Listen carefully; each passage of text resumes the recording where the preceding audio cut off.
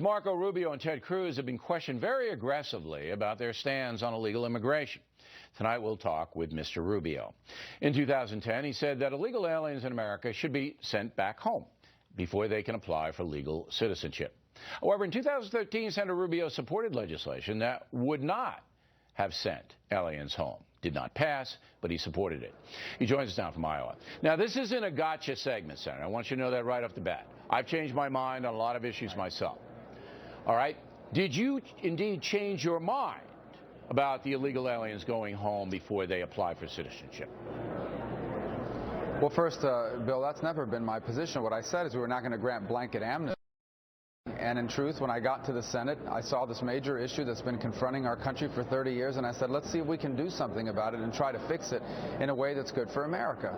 And in the process, what we've seen now is that after 2 unconstitutional executive orders, a migratory crisis with minors, a problem that keeps getting worse, the American people are not going to support a comprehensive approach to this. You're going to have to do it one step at a time. And that begins with making sure that we can prove to people that illegal immigration is under control. And until you do that, you're not going to be able to do anything else. You're not going to be able to do it the way that it was attempted to do in the past. I agree, but I want to get this on the record. So you're going to tell me here tonight that your position has been consistent from 2010 up until we're talking tonight. You have not had any change of opinion on this issue. Well, first of all, there's a change in approach, not on position. I've never felt, and I still don't support amnesty. The idea that we're going to go out handing out citizenship cards and giving to people that have broken our law. You wanted to send them back, and then you supported a law that would not have. No. Bill, what I said was that I was not in support of blanket amnesty, and in fact, I had not supported previous efforts to do it that way either, and I don't support that effort now to do it that way. I think there has to be a process. We're not going to round up and deport 12 million people. I've always said that. We're also not going to grant blanket amnesty. So we have to deal with the problem of the people we have here now. And the American, by the way, Bill, the American people know this. It's just they're not prepared to do that, and I don't blame them until we deal with illegal immigration first.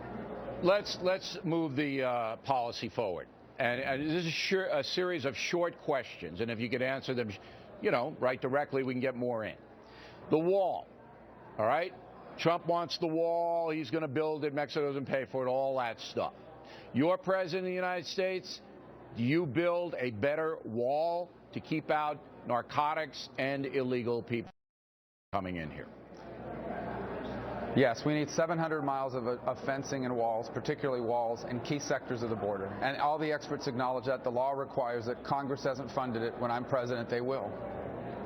Okay. The people that are here, probably around 12 million people, all right? Do you give them working papers? Do you give them the right to work while you're processing who they are?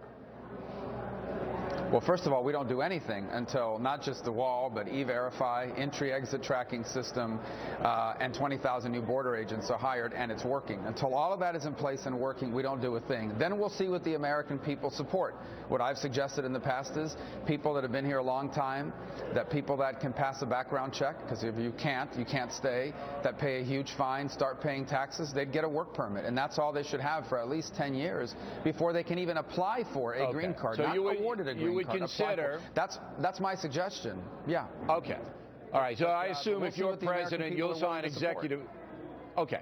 I assume if you're president, you sign executive orders to get that wall built fast, to hire the agents you need, to get the E-Verify up and running with strict penalties for employers who violate our immigration law. Now, sanctuary cities. You got them in Florida, your home state. San Francisco is the most well-known. You cut off federal funding in sanctuary cities, yes or no? Absolutely. All of it across the board? Their federal law enforcement funding is cut off. Absolutely. Okay. All right. Kate's Law. All right. We're having a hard time getting that passed. You know the struggle that I'm involved with. And part of it is the Republican Party. They won't stand alone vote it. They keep attaching it to legislation they know is not going to pass, like the sanctuary city bill. They know that. How do you get Kate's Law in the books? Well, I would ask Congress to pass it standalone immediately, and as soon as it reaches the office, I would sign it immediately. And as you know, I'm a co-sponsor of that law. I think we should pass it as soon as possible.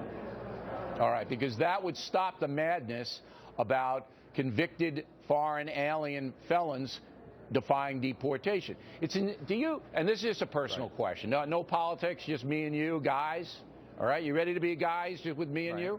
You ready?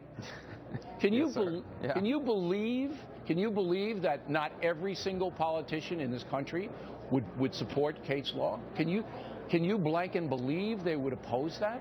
I'm just stunned. Yeah, I know that. I know some of them. Well, I know some of them, and their arguments are pathetic. Look, the Democratic Party has reached the point now where they've been taken over by the extreme left. I mean, there are no moderate Democrats left, at least not in national politics.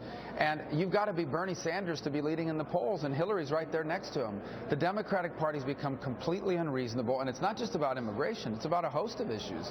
That's the great untold story of American politics, is that the Democratic Party has been hijacked by a radical left-of-center movement in this country that is completely outside the mainstream of American thought. Listen, on politics aside, just on a moral basis, you're telling me that if you're an elected official in the United States, that you're not going to try to stop felons, aggravated felons who are illegal? You're not going to try to stop that? I mean, it just makes my head blow off. Hey, Senator, we always appreciate your time. Well, it just tells you Thank you very much. Yeah. Okay. Thanks, Bill. Stuart Barney.